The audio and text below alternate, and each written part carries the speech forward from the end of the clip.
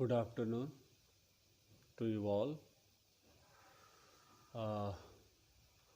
आज हम लोग अकबर के धार्मिक नीति के बारे में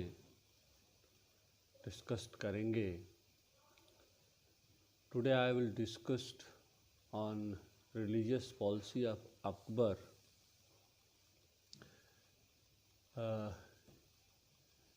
He believed in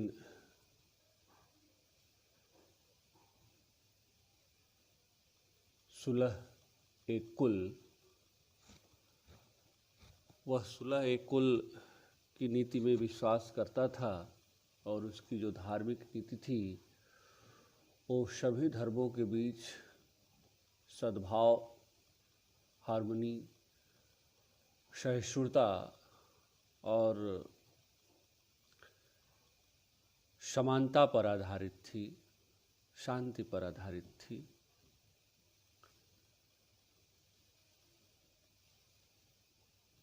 वह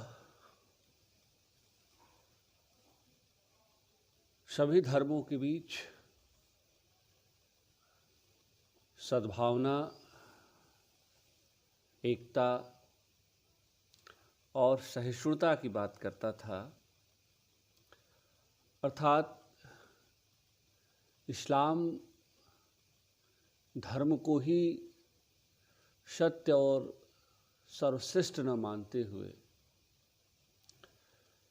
उसका ये मानना था कि सभी धर्मों में सत्य विद्यमान है और जो उनका सार संग्रह है वही एक्चुअल में धर्म है, वास्तविक धर्म है. और इसी कारण उसकी जो धार्मिक नीति है उसमें सद्भावना, सद्भाव, सहिष्णुता के दर्शन दिखाई पड़ते हैं हमको. एक एक करके हम लोग इसके बारे में डिस्कस करेंगे. वह बचपन से ही उसके जो व्यक्तिगत जीवन थे उस पर उसके जो शिक्षक थे, गुरु थे अब्दुल लतीफ़, उनका प्रभाव था. सूफी विचारधारा का प्रभाव था, हिंदू धर्म दर्शन का प्रभाव था. जो उसका समय पीरियड है वो भक्ति और सूफी जो धर्म है, संप्रदाय है, उसका स्वर्णिम काल था. अब अकबर ने सुलह-ए-कुल की नीति में विश्वास करते हुए सर्वधर्म समान की समानता पर आधारित जिस सार्वभौमिक धर्म, सत्य धर्म की बात कही, उसके पीछे राजनीतिक, सामाजिक, आर्थिक और धार्मिक और खुद व्यक्तिगत कारण उत्तरदायी थे. राजनीतिक दृष्टि से अकबर का जो समय काल था वह अस्थिरता का शुरू था. बाबर, हुमायूं को हम देखते हैं, उसके जो पूर्वज थे. मुग़ल सत्ता भी पूरी तरह से स्थापित नहीं हुई थी और अकबर ये अच्छी तरह जानता था कि हिंदुस्तान में राजपूतों को इग्नोर नहीं किया जा सकता था. वह एक दूरदर्शी शासक था. इसलिए जो राजपूत लगातार मुस्लिम शासन का 500 से अधिक वर्षों तक विरोध करते चले आ रहे थे, उनको अपने प्रशासन का हिस्सा बनाया और सहिष्णुता की बात कही. आर्थिक दृष्टि से जो राजपूताना का जो एरिया था, जो उत्तर भारत का एरिया था, अगर वहाँ पर प्रशासनिक सहयोग नहीं मिल सकता था तो व्यापार वाणिज्य का जो आंतरिक और बाह्य व्यापार, जो एक इंटरनल और एक्सटर्नल ट्रेड था, उसका डेवलपमेंट नहीं किया जा सकता था. तो राजनीतिक दृष्टि से हम ये देख रहे हैं कि अपने साम्राज्य को अस्थायित्व प्रदान करने के लिए, अपनी सत्ता को स्थापित करने के लिए, अस्थायित्व देने के लिए, अपने उत्तराधिकारियों के लिए एक अस्थाई साम्राज्य का सिस्टम देने के लिए वह राजपूतों को, हिंदुओं को अपने साथ में लाना चाहता था। आर्थिक दृष्टि से भी हमने डिस्कस किया, सामाजिक दृष्टि से और धार्मिक दृष्टि से वह इस तरह का एक परिवेश बनाना चाहता था जहाँ सभी धर्मों के लोग आपस में मिलजुल करके सद्भावपूर्वक रहे, और यह तभी संभव था जब सभी धर्मों का आदर सत्कार हो सके, उनको स्वतंत्रता आज़ादी मिल सके। व्यक्तिगत जीवन की मैंने बात कही। अकबर खुद धर्म में अगाध विश्वास रखता था, इस्लाम में उसकी आस्था थी, और उसका कट्टर आलोचक अब्दुल कादिर बदायनी, जिसने मुंतखाबुल तवारीख लिखी, वह भी इस बात को स्वीकार करता है कि अकबर कभी कभी तो पूरी रात खुदा की याद में बिता दिया करता था। तो ये सारी ऐसी परिस्थितियां थी जिसके कारण अकबर ने अपनी धार्मिक नीति को एक नए स्वरूप में, नए कलेवर में अंजाम दिया। और इसके लिए शुरू में ही उसने तीर्थ यात्रा कर, जो प्रयाग और बनारस में संगम पर लगता था, उसको दंडित भी किया था एक तीर्थयात्री जबरदस्ती टैक्स वसूलने के लिए एक अपने कर्मचारी को संगम में, उसको उसने समाप्त कर दिया। इसके अलावा दास प्रथा को समाप्त कर दिया, जो जजिया प्रथा थी उसको समाप्त कर दिया। उसके बाद सत्य के बारे में, इस्लाम के बारे में जानने के लिए वह निरंतर जिज्ञासु रहता था, और इस कारण से उसने फतेहपुर सिकरी में एक इबादत खाना बनाया, और वहाँ पर जो उलमा वर्ग थे, जो मौलवी थे, जो धर्म के बारे में जानकारी रखते थे, उनको सबसे पहले आमंत्रित किया। इसके बाद हमें देखते हैं कि वे लोग आपस में ही विभाजित हो गए, लड़ने लगे, और वे यह दिखाना चाहते थे कि इस्लाम में ही केवल सत्य है और कुरान ही एकमात्र प्रमाणिक दैवी पुस्तक है। इन सब बातों से अकबर, इनकी लड़ाई और इनके विचारधाराओं में जो विरोधाभास था, इसको लेकर के अकबर नाराज़ हुआ और उसको अच्छा नहीं लगा। इसलिए उसने 78 में सभी धर्मों के अनुयायियों के लिए जो विद्वान व्यक्ति थे, उनको इबादत खाना का एक द्वार खोल दिया, और एक प्रकार का इबादत खाना एक धार्मिक वाद विवाद का स्थल बन गया, विचार विमर्श का स्थल बन गया। और उसमें हिंदू धर्म से मेरी और महेश दास, जैन धर्म से हरविजय सूरी, जिनचंद सूरी,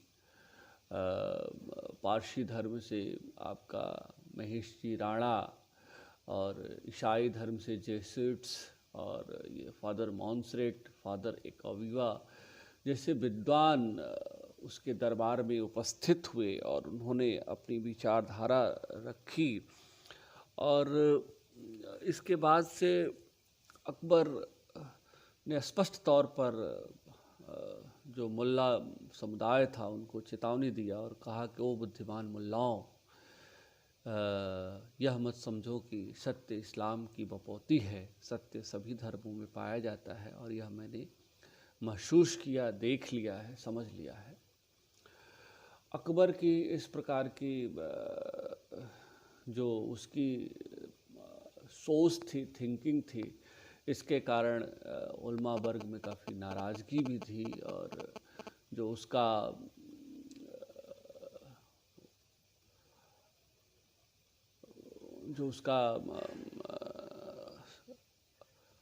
अब्दुल शेख जो अब्दुल्ला था, उससे अकबर को काफ़ी नाराज़गी हुई, और अकबर के ख़िलाफ़ जौनपुर के इमरान ने फतवा भी जारी किया था माने। तो जब अकबर इस तरह की बात कर रहा था, उलमा वर्ग द्वारा विरोध किया जाने लगा था, और ये कहा जाने लगा था कि अरे ये तो अकबर इस्लाम धर्म को समाप्त करने पर लगा हुआ है, और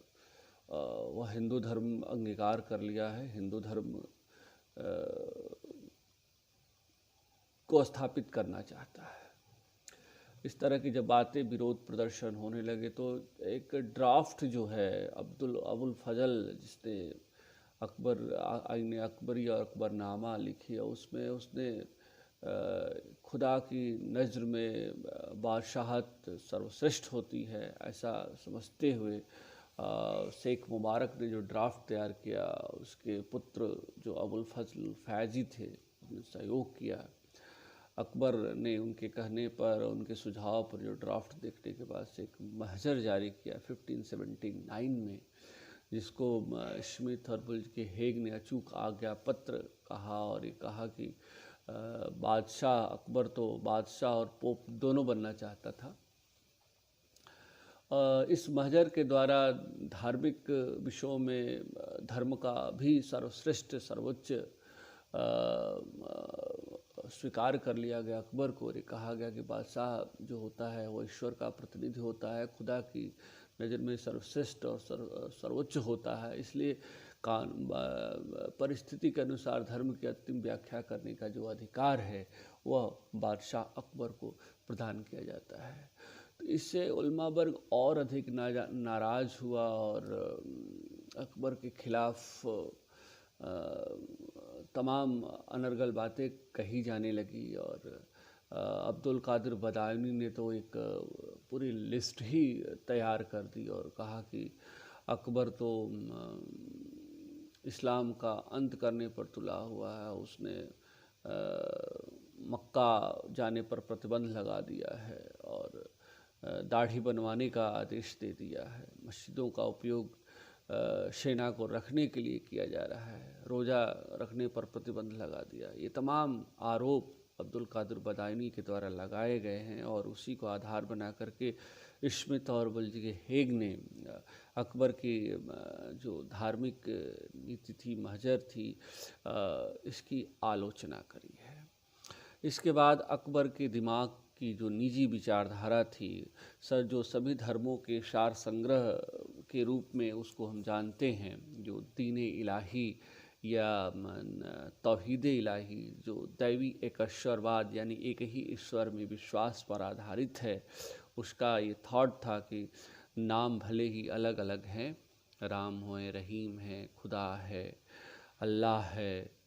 कृष्ण है, ईशा है, लेकिन सत्य क्या है कि एक ही है और वह है ईश्वर। ईश्वर, गॉड इज़ ट्रू, ईश्वर सत्य है और वह एक है ना। इसमें नाम अलग होने से किसी एक धर्म की श्रेष्ठता नहीं स्थापित हो सकती है और उसका ये मानना था कि साधन अलग अलग हैं लेकिन साध्य एक ही है, तरीका अलग है मारिफत का, लेकिन जो साध्य है, जो लक्ष्य है, वह है ईश्वर की कृपा और ईश्वर में विश्वास, एक ही ईश्वर में विश्वास। जो सूरदास जी कहते हैं पोषणम तदनुग्रह, भगवान की भक्त के ऊपर कृपा, तो वह किसी भी धर्म में यह इच्छा प्रकट की जाती है और प्राप्त करने की कोशिश की जाती है, उसका मार्ग अलग अलग हो सकता है, लेकिन ईश्वर क्या है, वह एक है और वही एकमात्र सत्य है। तो यह निजी विचारधारा, यह जो निजी विचारधारा थी अकबर की, तौहीद इलाही या दीन इलाही, जो दैवी एकश्वरवाद पर आधारित थी, जो सभी धर्मों के सार संग्रह एक तरीके से कह सकते थी, अकबर ने 1582 में प्रारंभ किया और इसमें दीक्षित होने के लिए रविवार का दिन निर्धारित किया गया था और ये था कि जहांगीर अपनी आत्मकथा तज जहांगीरी में इस बात का जिक्र भी करता है कि चाहारगाना ये इखलास, जिसमें जमान, संपत्ति, सम्मान और धर्म गिरवी रखना पड़ता था और अकबर जो है और अल्लाह अकबर में आस्था व्यक्त करनी पड़ती थी और एक जो रश पगड़ी कह सकते हैं कि व्यक्ति सिजदा करता था और अकबर उन्हें अपने हाथों से उठा करके उनको जो